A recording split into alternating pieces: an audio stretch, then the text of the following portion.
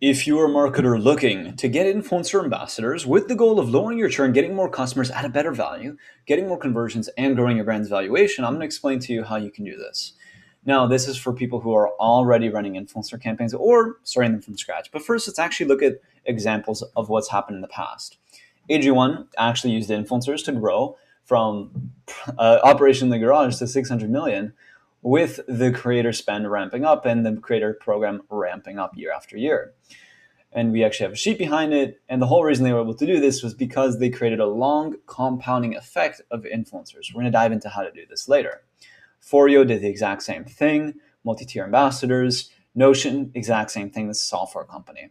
So all these examples basically have a flywheel where the more influencers you sponsor, the more data you have, and the better data results in better picks, results in more money.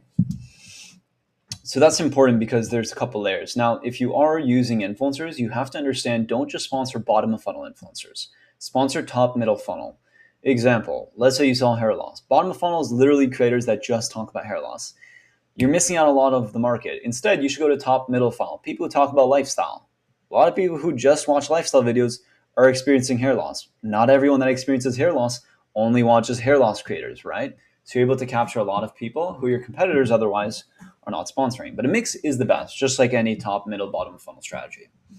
Now, I typically recommend starting with a sample of 5 to 10 creators.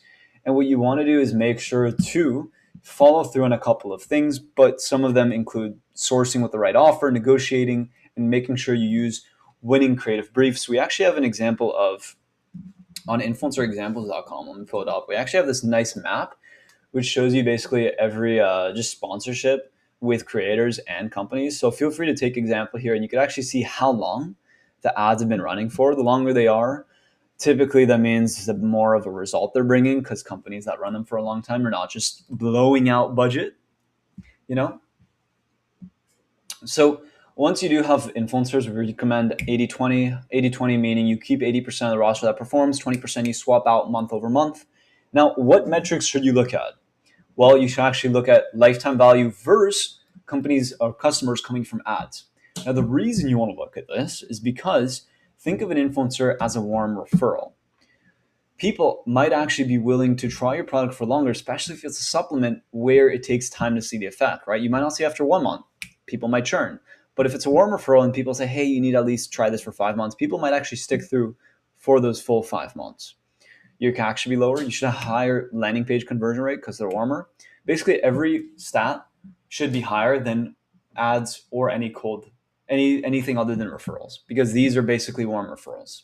And you should actually increase your enterprise value too, because if it's on YouTube long form, these are evergreen content pieces. They're going to keep getting views, right? They compound, they stack over time. So timeline, depends. This is some reasoning you should work with us, but you could do this yourself as well. But we are there and available if you'd like us to help you. I mean, we are a data company, so we have a bunch of data like you saw with influencer marketing examples. So I hope this video helped and gave you some tips. Bye.